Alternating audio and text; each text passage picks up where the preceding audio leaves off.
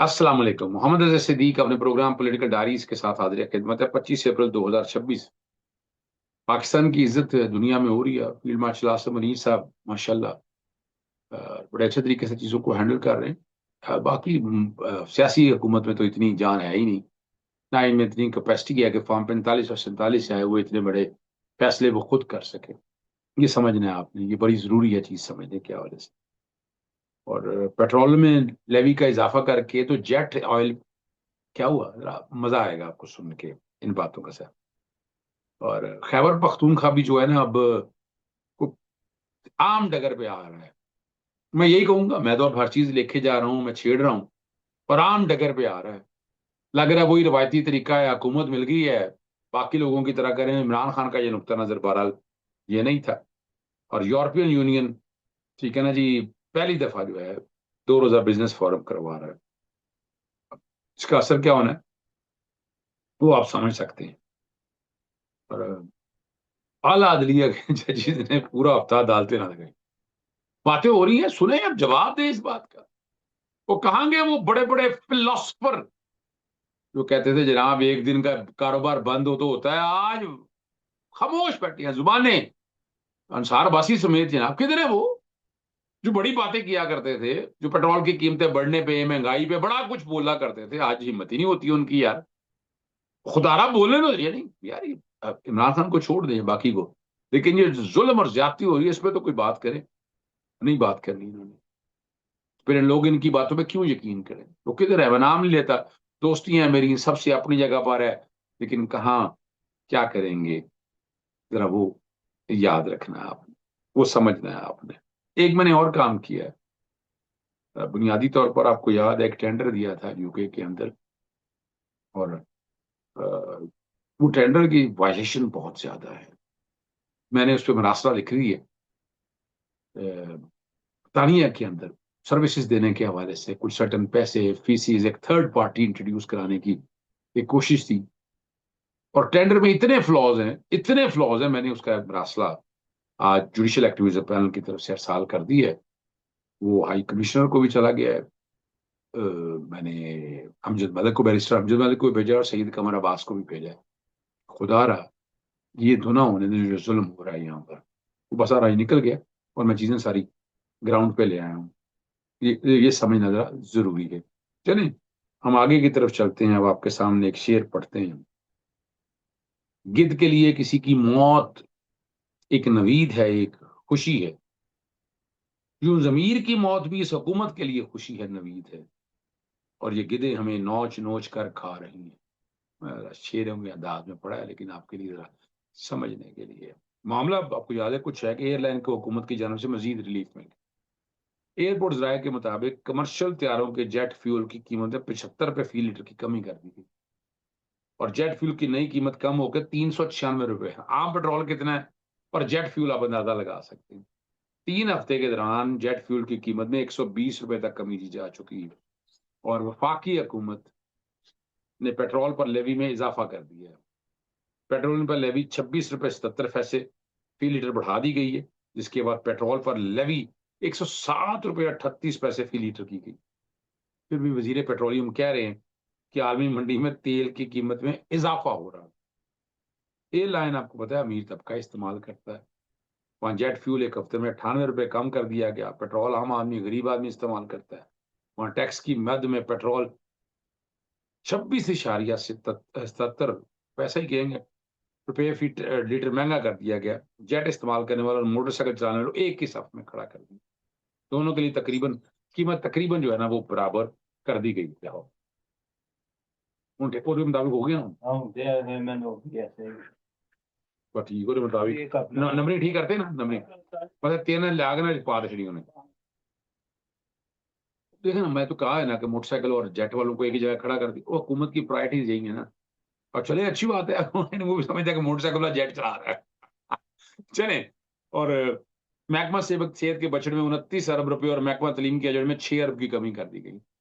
महंगाई हो रही है, टैक्स पर टैक्स लगा रहे हैं, रोजगार और सरकारी इदारे खत्म कर रहे हैं और मुलाजमों को फारग किया जा रहा है। फिर आईएमएफ महंगाई करवा रहा है, तो इस पे सब नजर, कुछ आज कहाँ है आईएमएफ, नहीं नजर आता। बातें भी कोई नहीं हो रही, ना मौलाना फजलुर रहमान ना कोई और। कोई इसमें बात ही नहीं करता। इवन तहरीके इंसाफ देखे ना, खामोश बैठी हुई, वो ना कोई प्रेस कॉन्फ्रेंस है, तेल महंगा होने पे, बाकी चीजों पे क्या कर रहे हैं आप? इतनी जबरदस्त अपोजिशन, फ्रेंडली, और क्या कहूं मैं इस बात को। और दूसरी तरफ अगर देखा जाए, नेपरा ने सोलर एनर्जी सार्फिन के लिए शायद अपने लाइसेंस की शर्त रख दी है। अब अवामी रद्दमल आया तो पेट्रोल की कीमत बढ़ाकर लोग इशू ही भूल गए। तरीका ये है ना, Pakistan is a country where an issue can easily be killed by another issue. होता यही है यहाँ पर, जो हम देखते आए हैं सारी बातों को सामने रखते हुए। ठीक है ना जी, जो हम देखते आए हैं और हमारे सामने है ये सारा कुछ जो हम देख रहे हैं। अब हमारे लिए निज़ामे कुदरत समझ लें या आगे हालात आप देख लें, आप कुछ समझ जाएं खुद चीजों को। ठीक है ना जी।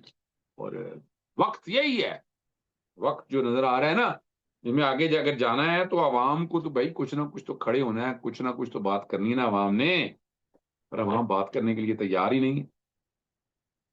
फिर हमारे जैसे लोग ही बोलेंगे, हम तो बोलते रहेंगे। आपको पता है, मैंने ओगरा के जो जो अपना चेयरमैन एडिशन चार्ज दे दिया अपनी मर्जी से, जिसका मर्जी दिल चाहता है, जो यानी कमाल ही हो गया। यहाँ इस हुकूमत में ब्यूरोक्रेसी जितनी मौजें कर रही है ना, वो कोई नहीं कर रहा। अब खैबर पख्तूनख्वा में महकमा एंटी करप्शन एस्टैब्लिशमेंट के आला अफसरान से छानबीन और पूछगिछ को मजीद मुश्किल बनाने के लिए मुतालिक सिफारिशात जो है तैयार कर ली गई। और नई सिफारसत के मुताबिक एंटी करप्शन एस्टैब्लिशमेंट आला अफसर के खिलाफ बराह रास्त कोई कार्रवाई करने से कबल मुतलका महकमे की राय का इंतजार करेगा, जब से अफसरान के छानबीन के लिए मुकम्मल खदोखाल और तरीकाकार मुरतब किए जाएंगे। यानी ये कोई अनोखा नहीं है, ये पंजाब के अंदर भी ऐसे हालात वाकयात है। लेकिन खैबर पख्तूनख्वा में उंगली तो उठेगी जनाब। सुहेला अफरीदी साहब, उंगली तो उठेगी इस बात पे। मैं तो बहुत तेजी से चीजों को अब आगे लेके आऊंगा यहाँ से। और अब कमाल की बात है, महकमा एंटी करप्शन के छानबीन के निजाम को बराह रास्त रखने की बजाय मुख्तलिफ दफातरों को इस अमल में शामिल करने की सिफारिश की गई। चीफ सेक्रेटरी से ग्रेड 17 और उससे ऊपर के सरकारी मुलाजमों की गिरफ्तारी, ग्रेड 19 और उससे ऊपर अफसरान के खिलाफ इंक्वायरी की आगाज, उन्हीं अफसरान के खिलाफ मुकदमा की अंदराज, और ग्रेड 18 से ऊपर के अफसरान के खिलाफ मुकम्मल चालान जमा करवाने के लिए भी मंजूरी लेना होगी। दस्तावेज में इस बात पर जोर दिया गया कि यह कानूनी तहफ़्फ़ुज़ न सिर्फ अफसरानों की साख और कैरियर को बिला जवाज नुकसान से बचाता है, बल्कि करप्शन की तहकीक में इदारा जाती निगरानी को भी यकीन बनाता है। चैलेंज होने बड़ा बनता है, कौन चैलेंज करता है?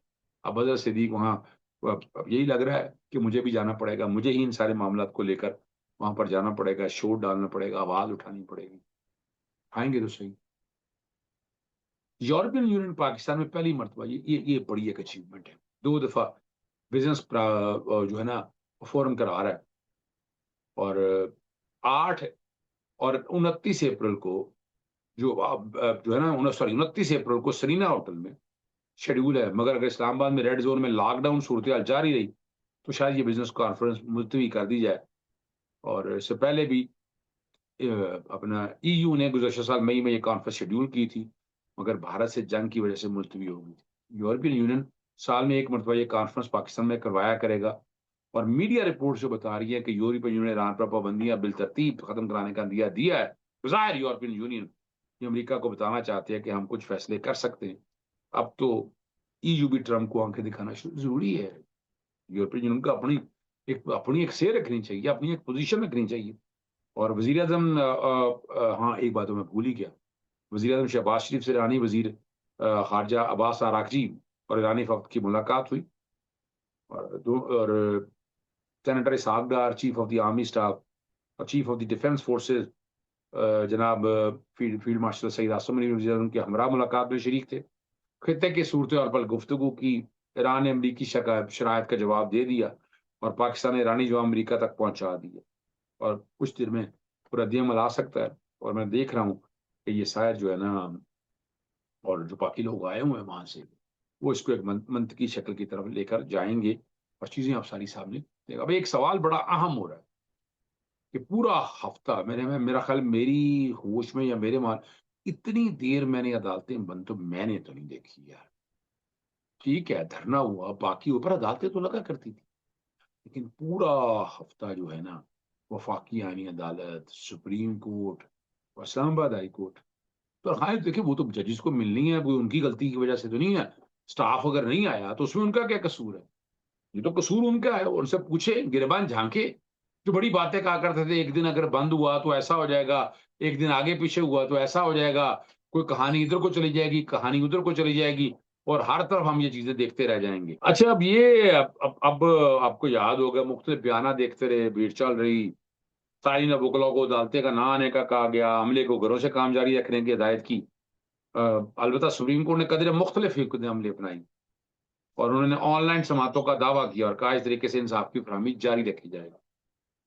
और दूसरी तरह यार आपको याद होना चाहिए कि जजेस, देखिए मुतनखाएं उनका हक है। मेरी टीम तो कहती है उस पर आप इस्तेमाल, देखिए मैं बताऊं आपको, वो उनका हक है, ठीक है। अब नहीं आ रहे तो उनका कसूर तो नहीं है, वो चाहे घर बैठे हो, आप दफ्तर खोल देते अदालत से, वो आ जाते। कसूर तो उनका है जिन्होंने ये सारी पाबंदी लगाई। उन पर बात पूछना, उनसे सवालात के जवाब, है ना। और आखिरी बात की तरफ है, ओगरा के हवाले से जो चेयरमैन है ना, वो नबील अवान साहब है, एडिशनल सेक्रेटरी हैं वो, उन्होंने सीट संभाल ली और अपनी अपॉइंटमेंट खुद ही कर दी है। और मैंने ये सवालात उठाए, मैंने लेटर भी लिखा है, मैंने वजाहत भी मांगी है। लेकिन आप जो मर्जी कहें भाई, जिसका दिल चाहे, जिसकी लाठी उसकी भैंस, जो मर्जी कर लें आप। ये पाकिस्तान है, पाकिस्तान में ये सब कुछ चलता है, सब कुछ दिखता है भाई। इजाजत चाहता हूँ। अस्सलाम वालेकुम, अल्लाह हाफिज़। पाकिस्तान जिंदाबाद।